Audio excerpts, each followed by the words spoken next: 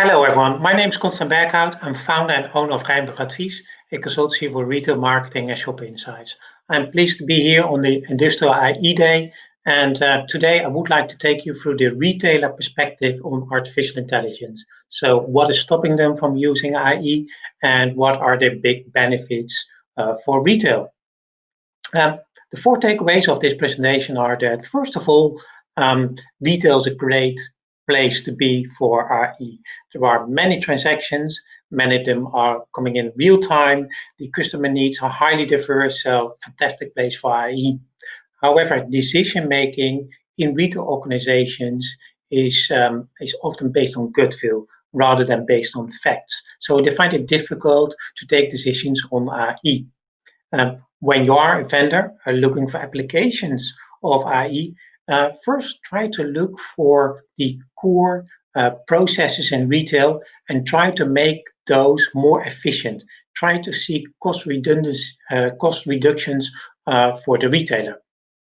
And the fourth takeaway is that every now and then retailers renovate their retail brand, and that could actually be a great moment for AI to see how they can actually improve the customer services and the experience for the shopper.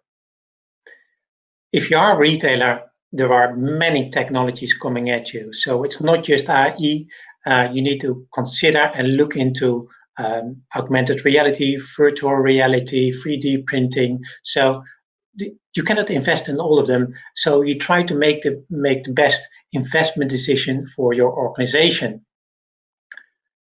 Retailers sit in their, what I would call, retail comfort zone. Of course, this is a comfort zone heated up by online sales and competition coming from online giants like Amazon.com, but still it's a comfort zone. And the visualization that I use is that, first of all, you will find in the retail organization core processes. And what those core processes have in common is that they are focused on making things more efficient because retail is a highly competitive place and you need to look for cost reductions all the time. So take, for example, the core process of store operations. This could be a great place for IE because there is a shortage of labor in many Western markets. It's very costly to use human manpower, and IE could actually help there a lot by making things more efficient. The same is true for example, sourcing. So here it's about finding the right product on a global basis, making sure that all costs, also environmental costs, are integrated, and also make sure that you know the product specs and you know the ingredients that end up in the final product. So these are the core processes. And on top of this visualization, we will find 4 steps that symbolize for me the renovation of the retail brand. Typically, that happens in 4 steps, broadly speaking, in a design phase, in a pilot phase, in a scale-up phase, and an optimized phase. So in the design phase, retailers will reconsider what the needs are of shoppers and try to adapt their retail brand. Typically, this used to be a cycle that they would start every 10 to 15 years. However, as a result of competition, it happens more often right now, perhaps even every 5 to 7 years. Retailers renovate their brand and their offering to shoppers. So this could actually be a great place for IE to see how they can actually help. And this is far more about applications that are customer facing and make the experience and the service so much better for the shopper. So broadly speaking, 2 applications for IE focused on cost reduction, but also they could be focused on making the experience far better for the customers of the retailer. And in that way, we can actually help retailers move from that comfort zone into the magic zone. And of course, the magic zone is where IE is happening. This magic zone is shaped by 7 trends. And I'm not going to talk about all of those trends, but I'm going to highlight two trends that I think that are really important and also offer great opportunities for IE.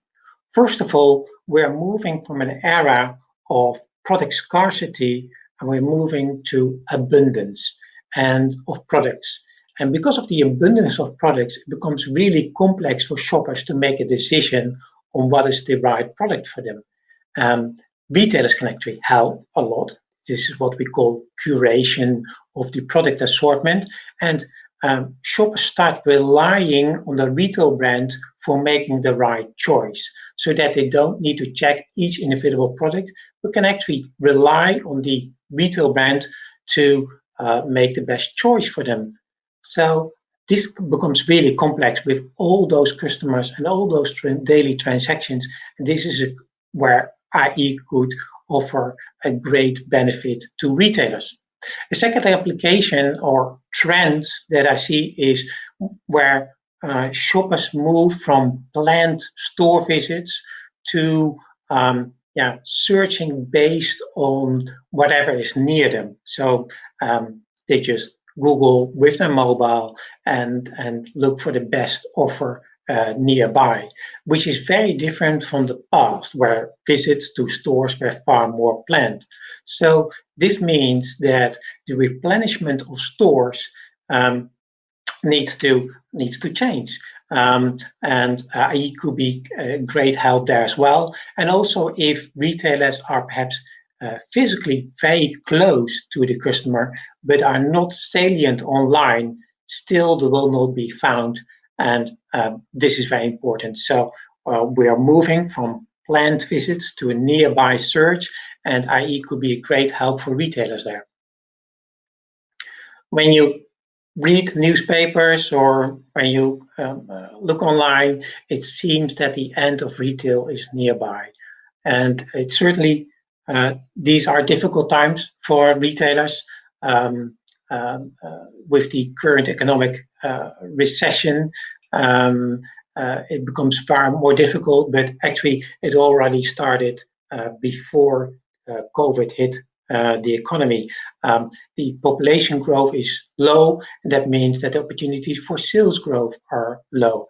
Also, competition is high, especially from new tech giants that make things really difficult for the traditional retailers.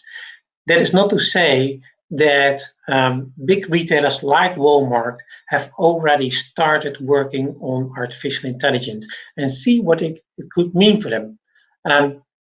This is the design cycle of a new retail brand, what I talked about before, and typically retailers set up a pilot store where they test all kinds of new technology. In this case, Walmart is testing artificial intelligence enabled cameras and sensors. And those cameras will spot when a banana is close to expiry date. Those cameras will also check if a product is almost out of stock. So when it's almost out of stock, the system will alert an employee to make sure that the shelves are re-merchandised. So in that way, the big benefit for Walmart is that there is a shortage of labor. Technology will replace part of that labor, and rather than spending their time on mundane tasks, the employees can actually start interacting with customers and become more customer facing, and Walmart can move into a more service proposition, which is great for customer satisfaction. So the four takeaways from this presentation are, first of all, artificial intelligence has huge opportunities for retailers. It might be difficult at first because many decisions are made based on gut feel rather than based on facts, and there are many technologies that retailers need to look into. So what is bringing the best opportunities for them? So first of all, and that's the third takeaway, first of all, they will look into making things more efficient for them. They will look for cost reductions. So try to check what the core processes are for the retailer. And when they renovate their retail brand, that could be a great moment to start thinking about how to increase customer satisfaction and use artificial intelligence and make it perhaps even customer facing when using artificial intelligence. So many thanks for having me on the Industrial AI Day, and hope you have a great conference.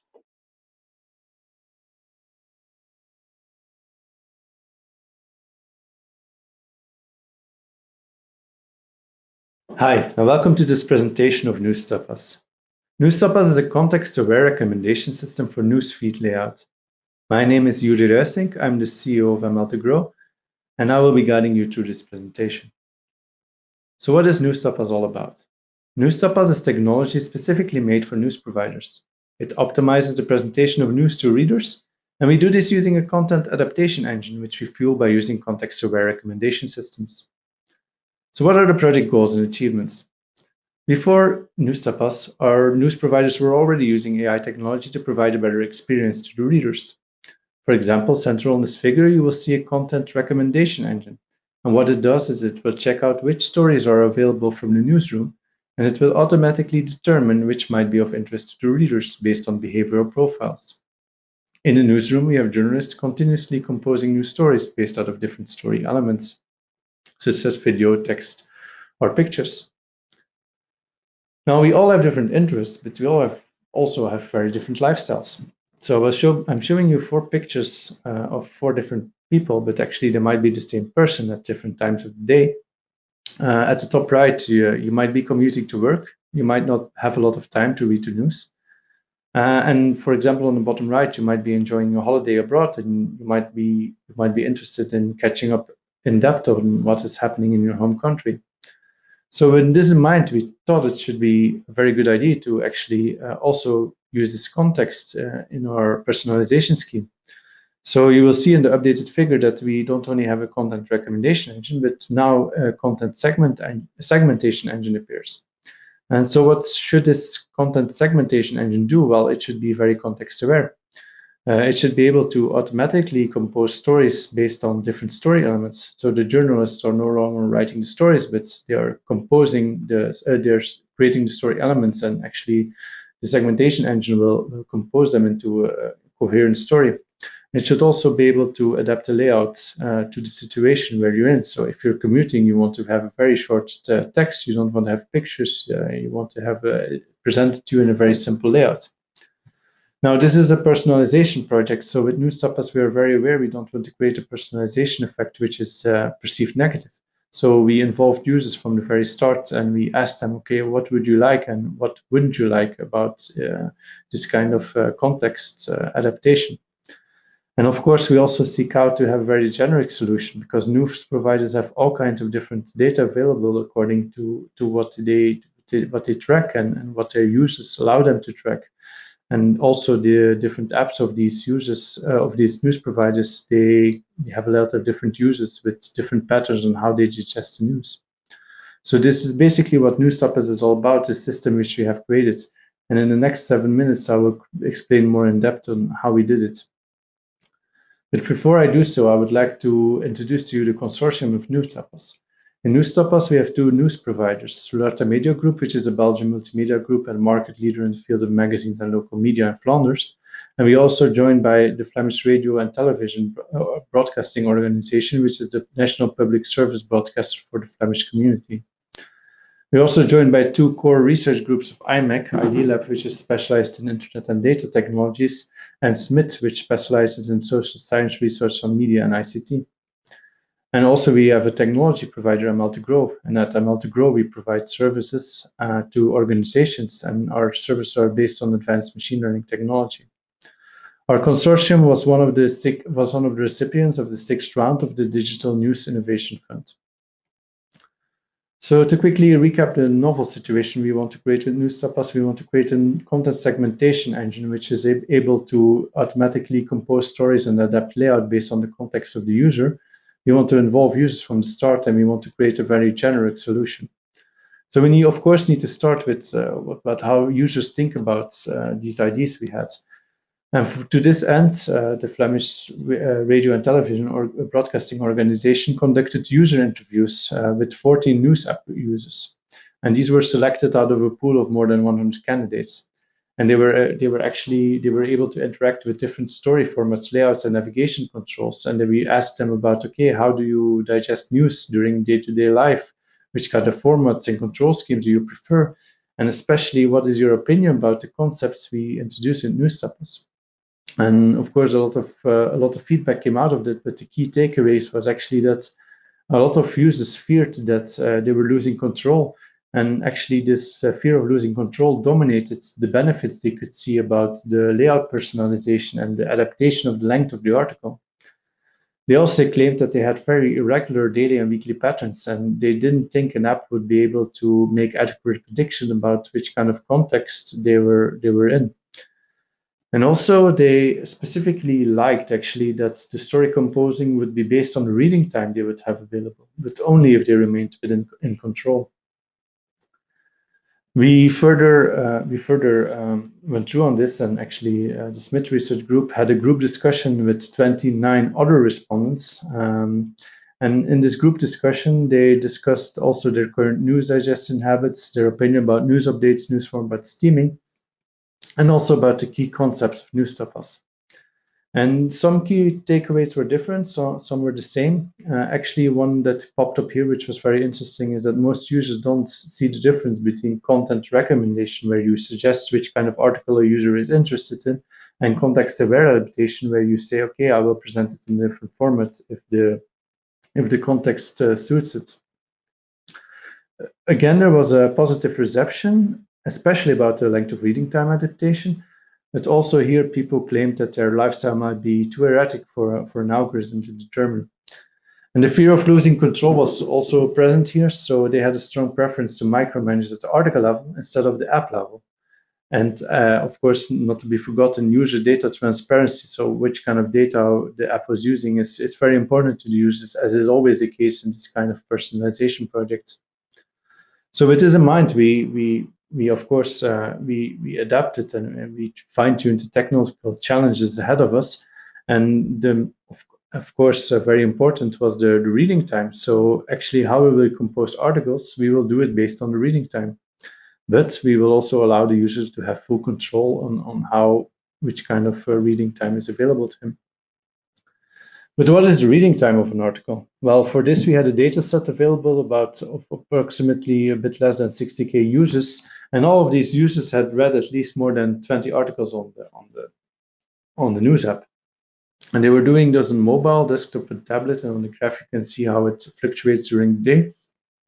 And also, for example, we could see that most users actually don't scroll down the entire article. They stop reading at approximately 70% of the article. So these kind of things we need to keep into account if you want to accurately predict reading time of a certain composition or segmentation engine will make.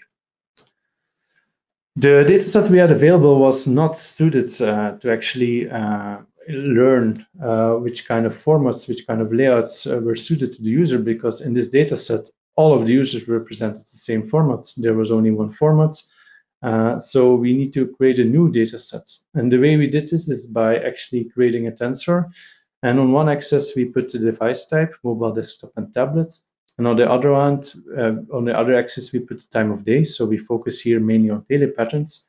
And on the most important axis, we actually have the user interaction. So how the user is interacting with the different story elements. So for example, a picture, a video, or a text. So which kind of story element does the user prefer? We also have a fourth axis, but it's not always included, where we can add recommendation scores. And actually, we have also different options available, for example, for teams or other situations that might be interesting to add to this data set. And the way we update user interactions is by actually, if a user is presented an article, we will predict the reading time using our previous analysis, and we will compare it to the actual reading time. And for example, if the user spends less time to the article, we assume that he skipped certain elements in the composition. And so actually we penalize all of the different elements that are present in the article. And so we will update them we keep track of these user vectors in the MongoDB for performance reasons. We actually lower all of the elements that are present. And at the end, if a user reads a lot of articles, of course, the elements which the user prefers, they will bubble up, and the ones he doesn't prefer, they will bubble down. And this is the way we update it. And the reason why we don't have the tensor, but we actually have the user interaction separately in a MongoDB is because, of course, for performance reasons, where if a user wants to read a new article, the layout needs to be adapted on the fly. So one disadvantage with this approach is that there's a lot of missing entries. So the users generate very sparse entries in the tensor because they're not always active during the entire day, or they might not all use different devices during the day. So to this end, we periodically extract all of the data from the MongoDB using Kuplo mechanism, and we train a variational autoencoder, which actually does what every recommender does. It groups together similar uses and it imputes missing values along the way. And this way, actually, we update the user entries and we can give them an accurate layout prediction. So this was all I could tell about Newstapas, but I would like to end by telling you that Pilot app will launch the end of September. And if you're interested in a taste or you want to know more, you can contact us at newstapas@ml2grow.com. And thank you for tuning into this presentation.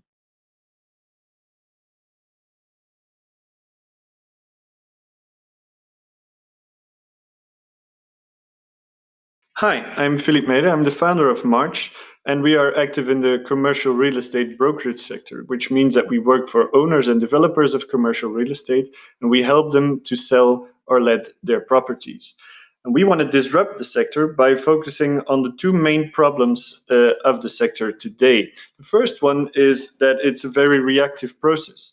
You put up a sign that says to let or for sale, and you basically wait until somebody shows up. The second problem is that it's sometimes very hard to get a quick follow-up from traditional brokerage firms because they often have a lot of leads on their hands. And we think we can solve those problems by focusing on being proactive and a quick follow-up. And we certainly believe that you can only address those problems by focusing on technology, by using technology to improve the processes related to those two problems. If you look at our website, you can see that it resembles a traditional brokerage website. You're immediately drawn towards a button that says to buy or let or both, but it really starts from there. Hi everyone, I'm Jan van Looy from ML6, and March came to us with a very concrete question.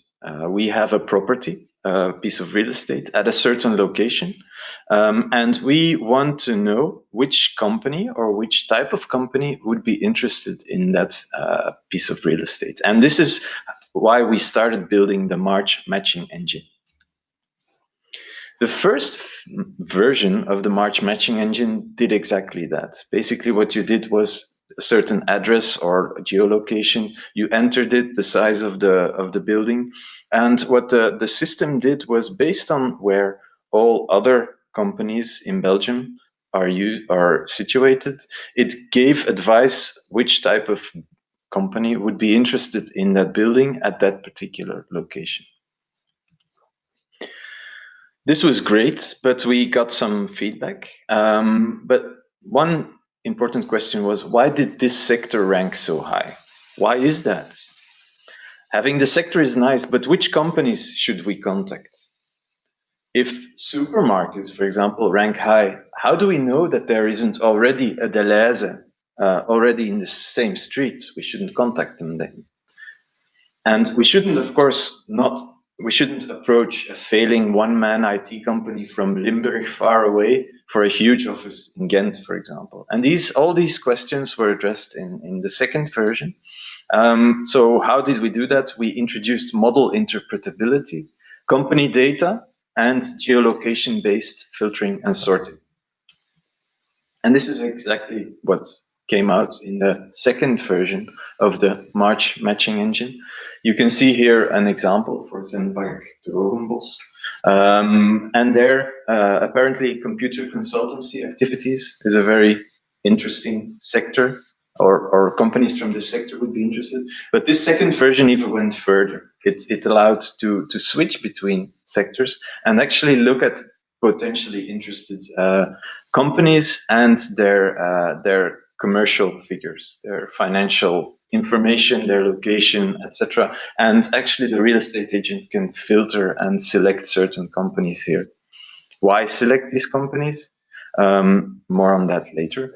How did we implement this? It's a decision tree based classifier for those specialized. Model interpretability was done using Shapley values, and the company information was drawn from open data and contained data like financial details, revenue, profit loss, number of employees, locations, etc., etc. Model interpretability was done using Shapley values, which actually allows you to see which features, which aspects of a certain property have a role in defining a certain outcome, whether they are interested or not. So, for example, the size or the location, the distance from a certain city, those kinds of things. And actually, this is the final outcome of the second version of the system, and it's a fully fledged report, which can be immediately sent to a potential customer, explaining the property and also why they are particularly interested or should be interested in that property. And that is done based on the Shapley values. For example, it fits your budget, it's big enough, etc., etc.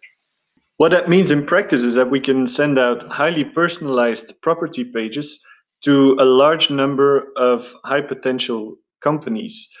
Now, what we do not know is whether those companies are actually looking for real estate or not, because often a company can be ideal in a certain location, but it's not the right time for them to move.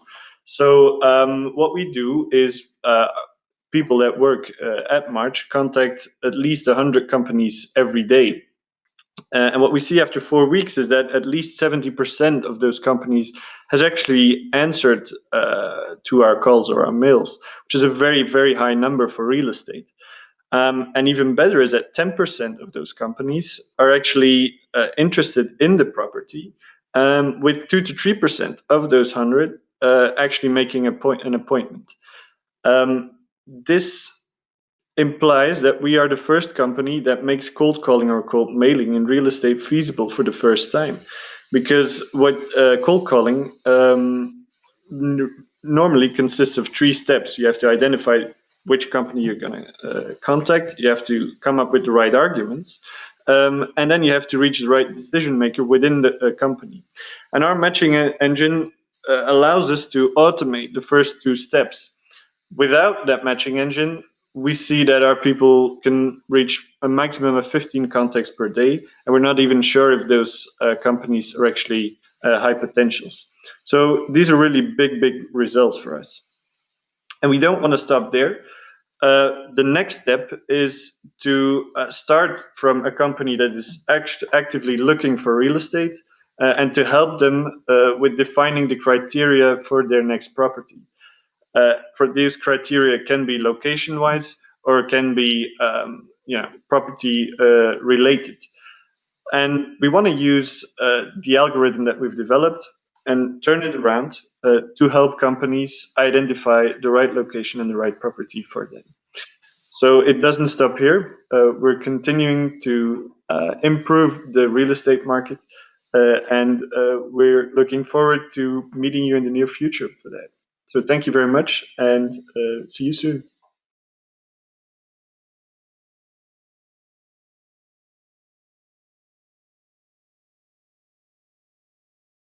Hello everyone, thanks for joining us on the AI for Growth Industrial AI Day. My name is Maarten van Halst and I'm a data scientist at Botsman, machine learning consultants based in Ghent.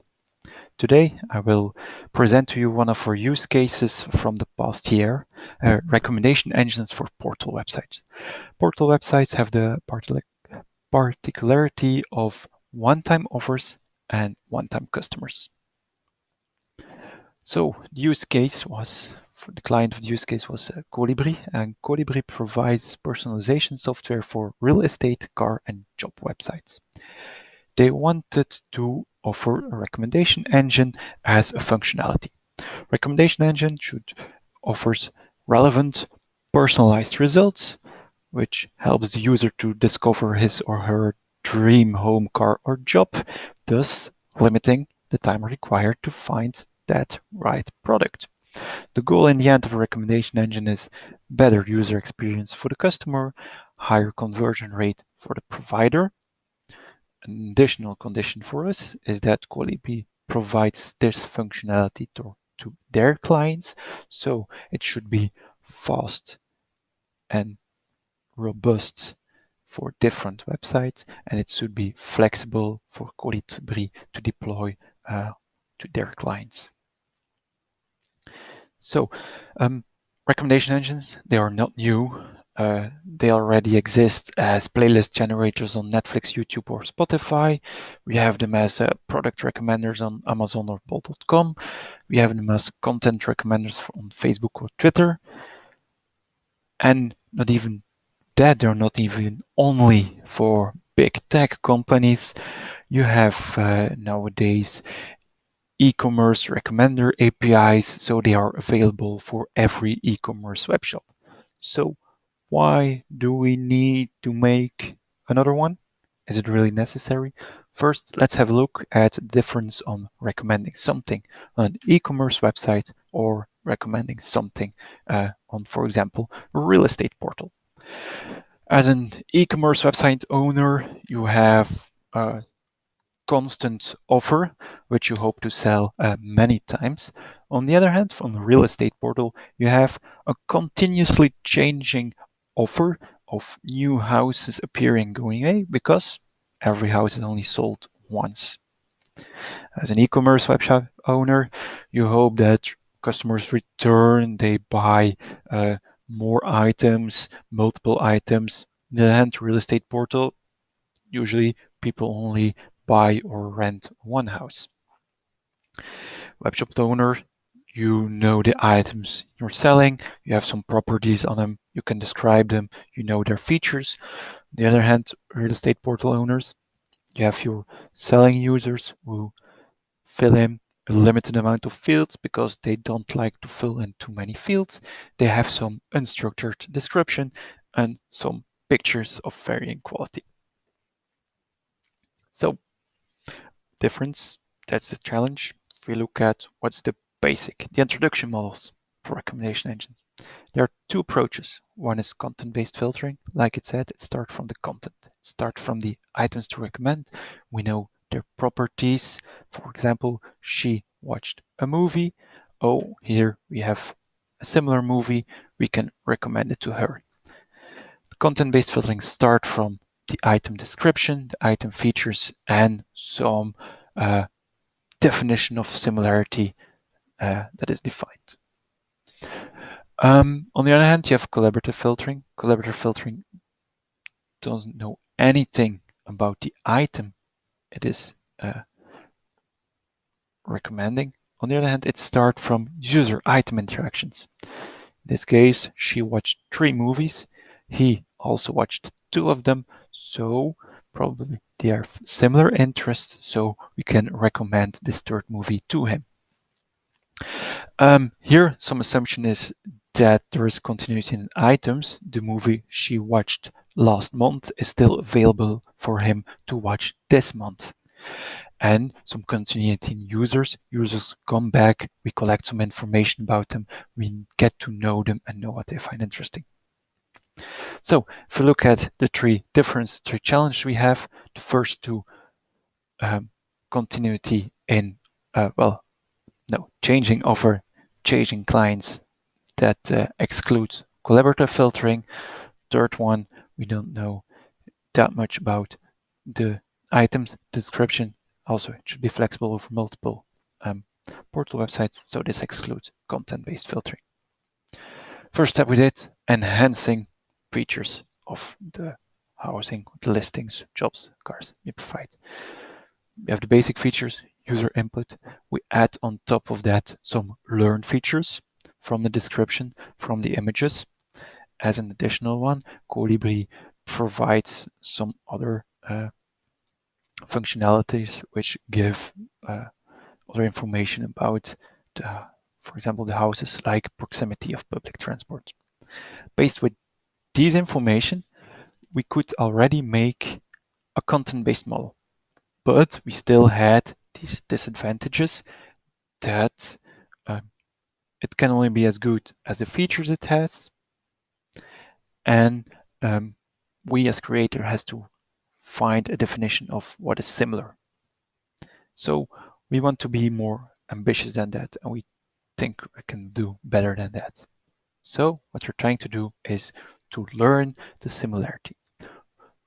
What's that? So we want to learn a similarity function that measures how similar or how related or how interesting a product is for a customer. And on top of that, this learned similarity function should reflect how users really actually interact with the listings. The goal in the end is to present users with for them the most interesting listings ranked in a descending order of similarity. How do you do that? Which information do we have? We don't have information about the deal itself. As usually it's not even confirmed on the website. In the end, we don't know who bought it. But the only information you have is the users exploring the homes.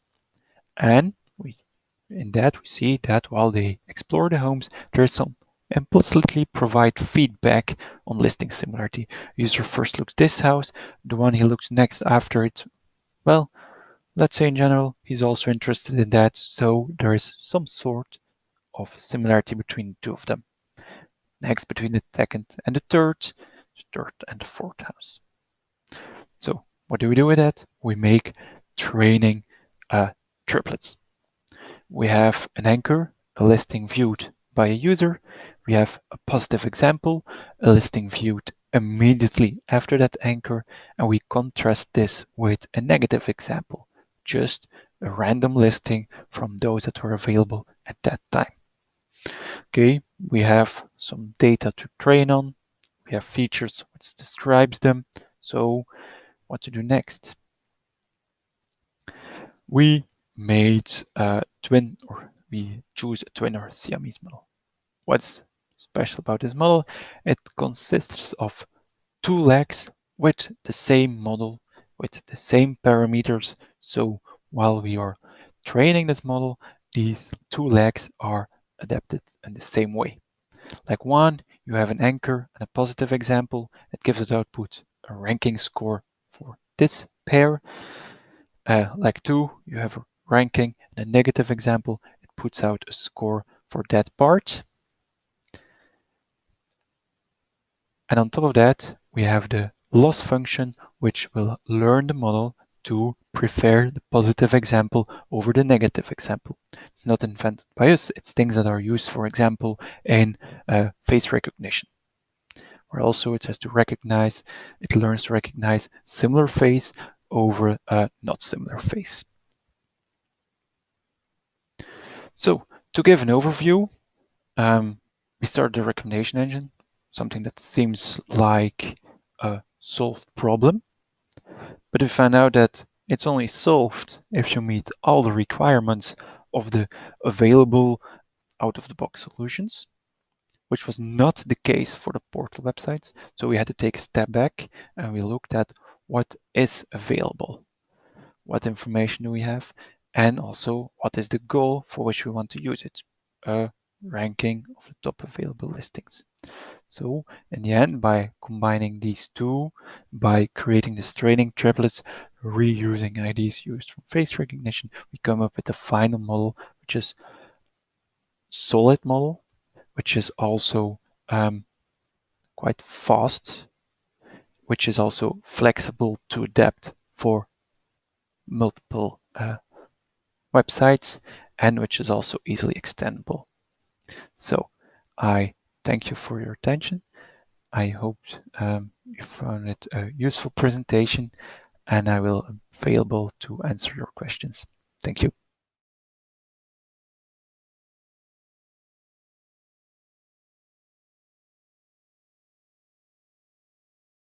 Hello, everyone. My name is Nick de Strijker, co-founder at Edgise. And today I'll be giving you a talk about Tally, our first ever designed product, which today we brand as an intelligent store assistant.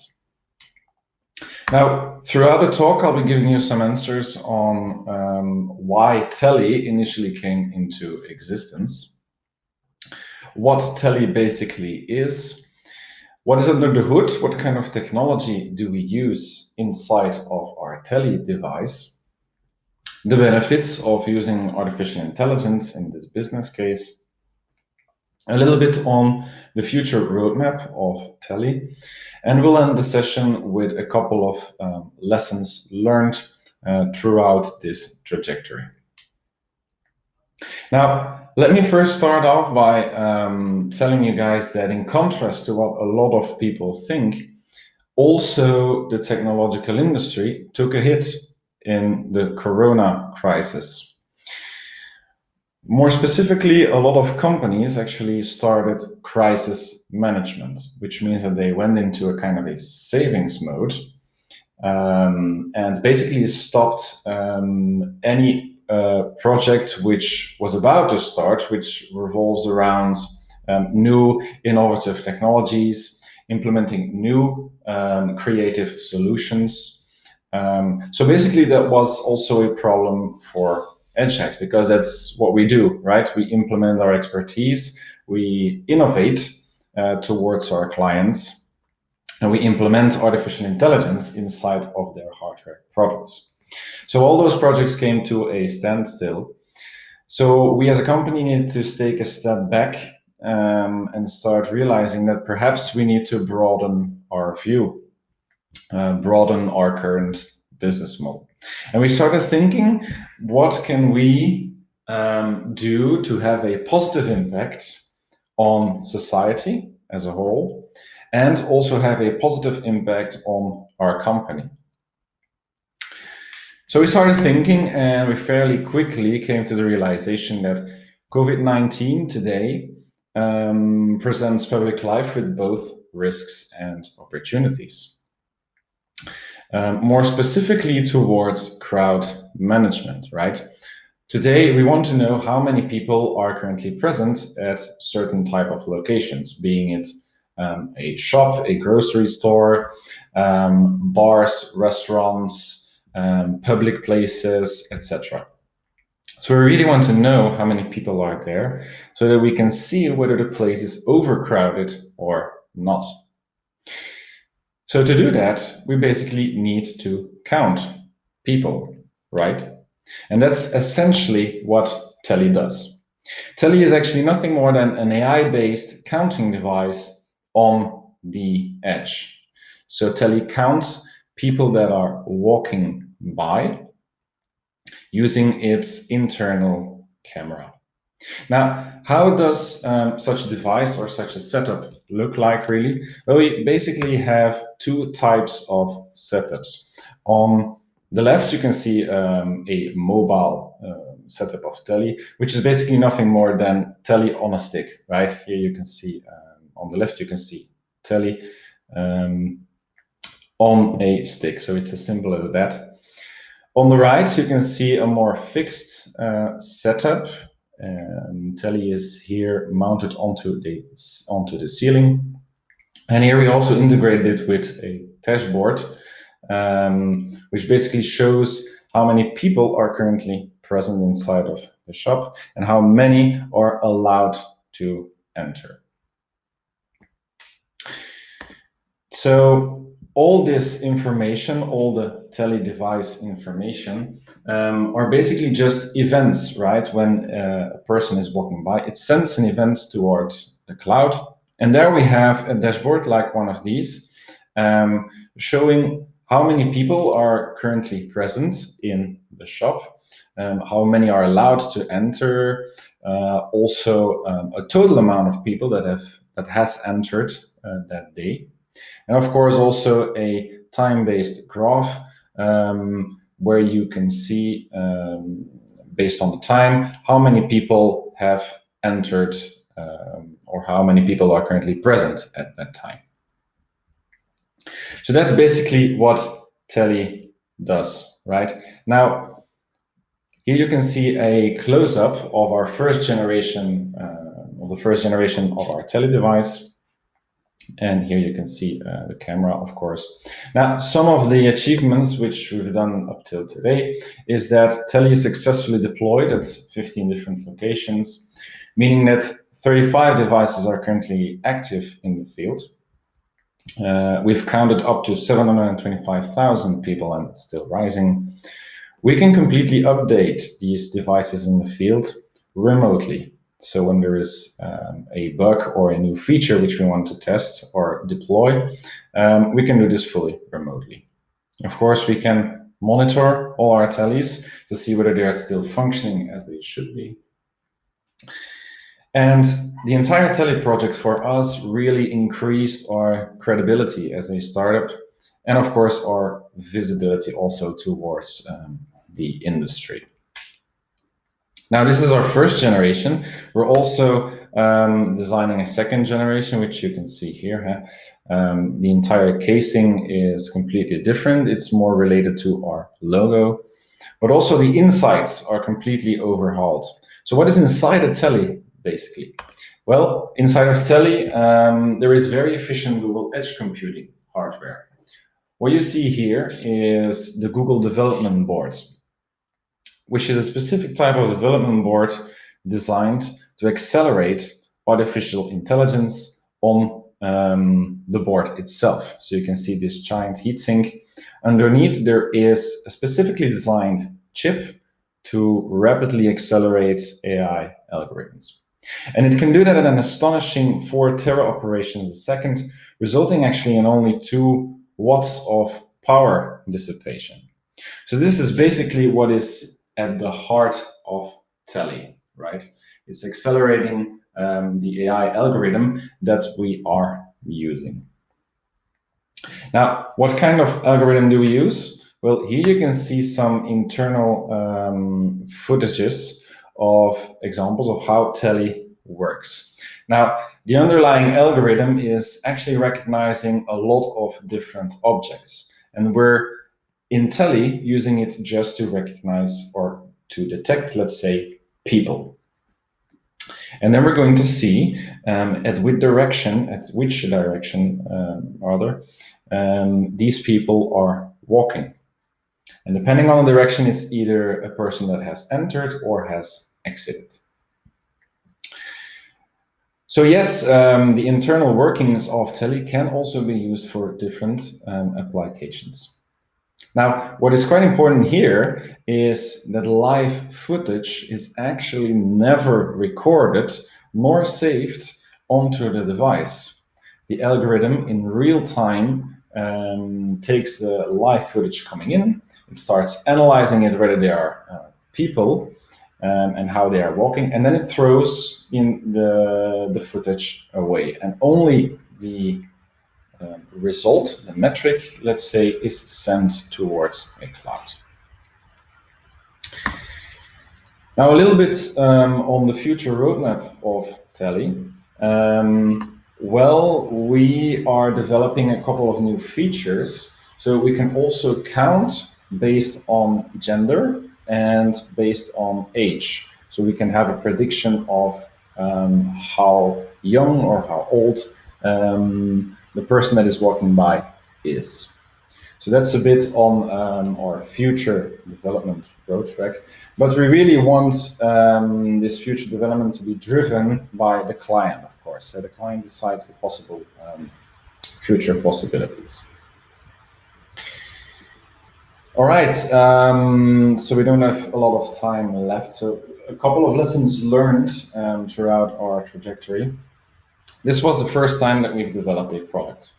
And we've come to realize that product development is trial and error.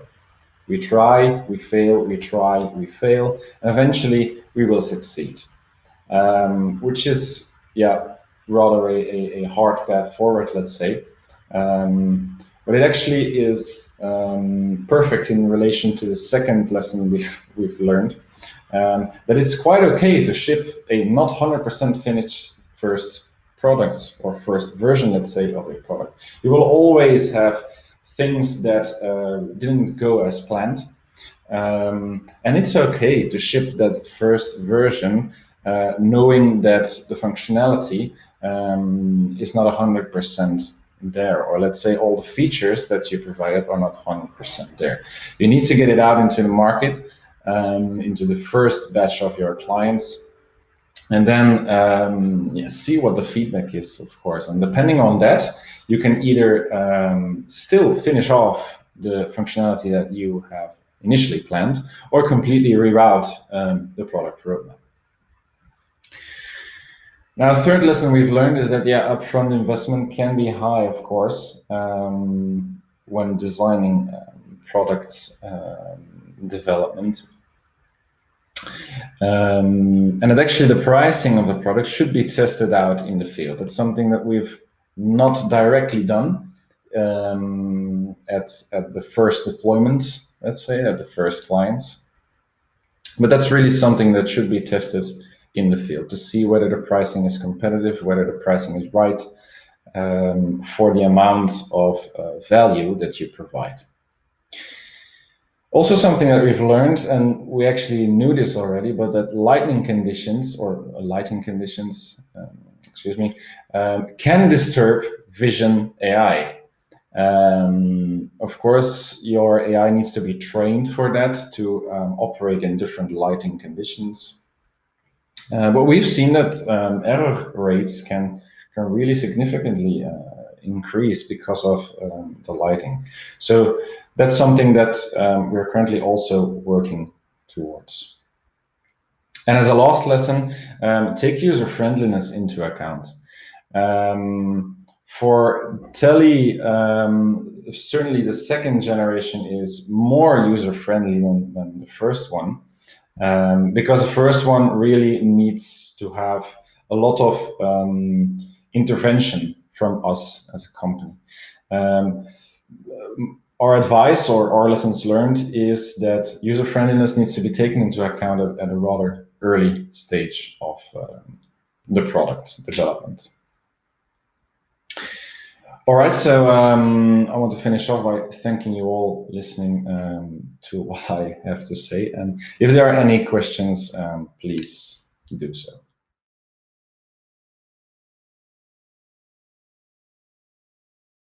You are now in the retail section of the Q&A. We have the opportunity to ask questions to the presenters today. Some questions have come in. My name is Constant Berghout, and I will be facilitating this Q&A in the next 10 or 15 minutes or so. I've also prepared some questions myself for the presenters, and actually I would like to first turn to ML2Grow, to Joachim. You told, or your colleague Yuri told about the automatic generation of content and layout, not just based on the user profile, but also based on the context. And in the presentation, Yuri spoke about users having the fear of losing control. Could you give some ideas how you would like to address that? Yes, thank you very much. Indeed, I was involved in the technical realization of the project, and this has been a major debate on how we should make sure that the user still has the feeling of control. Because at the same time, we also saw that users were highly confused about the goals of the project. So we also didn't really want to give full control over something that the user doesn't fully understand. So what we ended up doing is that what our recommender system is providing is generally a suggestion that we push towards the news agencies, and they are free to do anything with it. And both the Flemish, like the public broadcasting, as well as the private partner, they both designed in their application basically a swiping system, so you can swap the layouts, and it initializes with what we suggest, but the user is free to change it whatever the way they want. As a second measure, that's why we did the variational autoencoder rather than any other dimensionality or recommender algorithm, is that for users for which we are not very certain about their what they really want, because they are very new, for instance, we automatically have some variation in what is being proposed, and that gives us the opportunity to really learn and only become very static in what we propose when we really figure out their behavior. That's the two things we did to tackle this this problem. Okay, thank you very much for highlighting this. And next, I would like to go to Jan. And for Jan, actually, we have a very technical question that came in from Simon that perhaps you could briefly address. His question was, well, which approach did you use for computation when using the SHAP implementation, and which data did you use for the computation? Very interesting question. Thank you very much. So very quick response. So we used the tree explainer. Why? For the very simple reason that we also use the tree-based model. So it's the easiest to use. And also it's more precise in the sense that the kernel-based method is only an estimation, and the tree explainer is more precise, and it should also be faster. Which data did we use? We used all features. So basically what you get is an explanation based on all features why a certain property would be good for you as a customer. Okay, yeah, and well, the other question we actually prepared is that well, you built algorithms to identify relevant real estate for tenants and for buyers. The last step actually of the process was not automated. Do you think that will be possible as well? So the report is automatically generated, but of course the call to the potential customer is not yet. There's a lot of things happening in Contact Center AI, but this is still very much a customer, like a human sided story. So I pass the mic to Philip here. Yeah, it's very hard in real estate to identify the right decision maker for the deal. And I personally have never encountered a system that can automate the identification of a decision maker for real estate within a company. And as long as we do not have that, I think it will always be a personal process, a manual process. And even if it would, I mean, we're about making deals and trying to make deals. And deals always happen between two people. So I think the further you go along towards the end of the deal-making process, the less a machine will or machine learning will have to be involved. Okay, so we're not totally replaceable.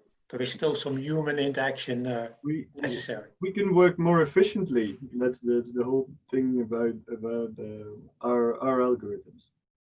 Okay, thanks a lot. Then there was a really nice case study in the collaboration between Boltzmann and Colibri, which very much talked about, let's say, one-time offers for one-time consumers or users. And in the description, there was a similarity between listings learned from all user interactions, but could it also be use-specific components? That's a question for Maarten. So what I presented in the presentation was where we learned similarity between the listings. Of course, similarity between listings, that's a first step towards really user-specific recommendations, as I think that's what you're referring to in your question. So we can move further with the algorithm we already developed, but as there were only 10 minutes in the presentation, I had to stop somewhere. So the next thought was really introducing some user profile we can gather from the users, because they are not registered. They are not coming back for a long time, as often in e-commerce, but we still have, for example, the history of the session, the browsing session of that user during that time. And we can use also that information to adapt the model we have to include that information as well. How works it high level, how it works. We had these training pairs of similar items and dissimilar items we generated. Here we have this, we can include there as well a part user profile. And that way we can go in looking some user specific recommendation as well. Here comes another difficulty on technical part, as this has to run immediately. The user wants to search something and he wants this recommendation on his user profile immediately. He don't want to wait 15 seconds for that. So here's also a big part is a technical challenge, and that's also why we choose the model we have right now. Okay, well, Martin, we have an additional question that came in during your session, that came in from Toon, which is a technical question as well. The question was, why did you use a Siamese model for learning the item similarities? So one reason why we picked this model in the end is for the extension I just answered, I mentioned in your last question. But of course, there are other possibilities as well. That's more the category of the ranking similarity learning here. In this case, we're really looking to ranking, in which we prefer certain options above others. We're not going to do some categorization like this is similar and this is not similar. No, we're looking at preference above each other. You have a lot of alternatives which emerge from image similarity learning. The only one I can think of like this, I think Google did something on that. I think it's called Oasis project. So if Toon is interested in looking at alternatives, he has to look in this ranking similarity learning, mainly for images. That's where the idea came from. Thanks. We have Nick. You talked about the Tally, the intelligent store assistant, and an AI-based counting device. You talked about, let's say, in the end of the presentation, about predicting gender and age. And well, my question there will be, would you be running into privacy issues at that if you do so? Yeah, so indeed, currently on the product roadmap is age and gender prediction, but we don't see actually any privacy concerns there because of the simple fact that Tally cannot recognize an individual person. Mm-hmm. He can only recognize John as being a human being. So in that sense, when we do a gender prediction or an age prediction, that data cannot be correlated towards an individual person. We do not save personal information. So that's one of the strengths really of Tally. So that's why there are actually no privacy concerns, and you can actually push that down the line of the roadmap when other features occur. That will be a main advantage, that we do not save personal information of the people walking by. So okay, thanks a lot. And unless the presenters have questions for each other, and if they not, I will give them the opportunity to ask questions. But if not, then I would like to close this Q&A of the retail section of the AI for Growth conference. And I hope you have had a really good session and day.